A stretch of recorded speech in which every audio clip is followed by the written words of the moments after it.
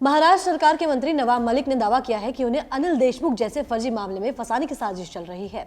मलिक ने कहा कि उन्होंने केंद्रीय जांच एजेंसियों के अधिकारियों के कुछ ईमेल और व्हाट्सएप चैट हासिल किए हैं जो लोगों को उनके खिलाफ झूठी शिकायतें दर्ज करने के लिए उकसाए गए हैं।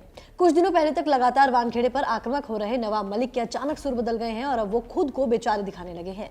दरअसल ऐसा हाईकोर्ट के आदेश के बाद हुआ है, जिसमें कोर्ट ने उनके वानखेड़े के खिलाफ ट्वीट करने पर रोक लगा दी थी। मुंबई एनसीबी के जोनल डायरेक्टर समीर वानखेड़े के पिता ज्ञानदेव की याचिका पर सुनवाई करते हुए बेंच ने पूछा कि क्या मलिक ने वानखेड़े की जाति प्रमाण पत्र को लेकर अपने आरोपों के संबंध में संभावित प्राधिकरण के समक्ष कोई शिकायत दर्ज कराई है। यदि उन्होंने ऐसा नहीं किया है तो मीडिया में बयान के पीछे क्या मंशा है। हाईकोर्ट ने कहा कि नवाब मलिक वानखेड़े और उनके संबंधित दस्तावेज ट्वीट क्यों कर रहे हैं। इस दौरान खंडपीठ ने मलिक की ओर से पेश वकील से कहा कि वो मलिक से निर्देश लेकर बताए कि क्या वो याचिका के लंबित रहने तक ट्वीट बंद करना चाहते हैं। आपको बता दें कि पीठ ने कहा कि मलिक इस बारे में आश्वस्त करे और हम उन्हें रोकेंगे। तो इसके बाद मलिक से निर्देश लेकर उनके वकील तांबोली ने कहा कि वो 9 दिसंबर तक वानखेड़े के परिवार के सदस्यों के खिलाफ प्रत्यक्ष अथवा अप्रत्यक्ष रूप से बयान नहीं देंगे। उनके इस बयान को पीठ ने अपने आदेश में दर्ज किया। आपको बता दें कि हाईकोर्ट से उनके बयान पर रोक लगाए जाने के बाद नवाब मलिक का रुख बदल गया और उन्होंने खुद को फंसाए जाने की आशंका जाहिर की। उन्होंने कहा कि मेरे पास साजिशकर्ता के पूरे ब्यूरो के साथ सभी सबूत हैं। मैं मुंबई पुलिस कमिश्नर और केंद्रीय गृह मंत्री अमित शाह के पास पूरी जांच और जरूरी कार्रवाई के लिए शिकायत दर्ज कराने जा रहा हूं।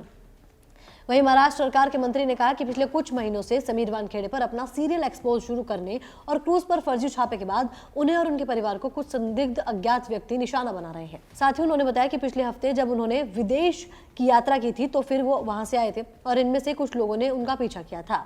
साथ ही उनके इलाके के लोगों ने उनकी तस्वीरें भी ली थी। जानकारी मिली है कि मोटरसाइकिल पर सवार उनके कुछ युवकों ने कार में सवार दोनों का पीछा किया और लोकमान्य तिलक टर्मिनल के पास उन्हें रोक लिया और उनसे पूछताछ की। वहीं मलिक ने कहा कि वे अपनी कार में भाग गए क्योंकि वो घबराए हुए थे। उन युवाओं को अपनी पिटाई की आशंका थी, जिसके बाद जब हमने उनकी तस्वीरें सोशल मीडिया पर पोस्ट की तो वो सामने आए। लेकिन महाराष्ट्र के मंत्री नवाब मलिक के आरोप के बाद भारतीय जनता पार्टी के प्रवक्ता प्रेम शुक्ला ने पलटवार करते हुए कहा कि अपराधी के मन में हमेशा फंसने का डर रहता है।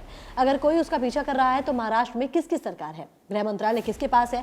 इसे ट्विटर पर पोस्ट करने के बजाय क्या वो जांच शुरू करने के लिए गृह मंत्री या पुलिस आयुक्त से शिकायत नहीं कर सकते। इससे बस यही पता चलता है कि नवाब मलिक को अब पता चल चुका है कि हाईकोर्ट के आदेश पर अनिल देशमुख के खिलाफ जिस तरीके की कार्रवाई की गई थी, आने वाले दिनों में उनके पाप का घड़ा भी फूटने वाला है।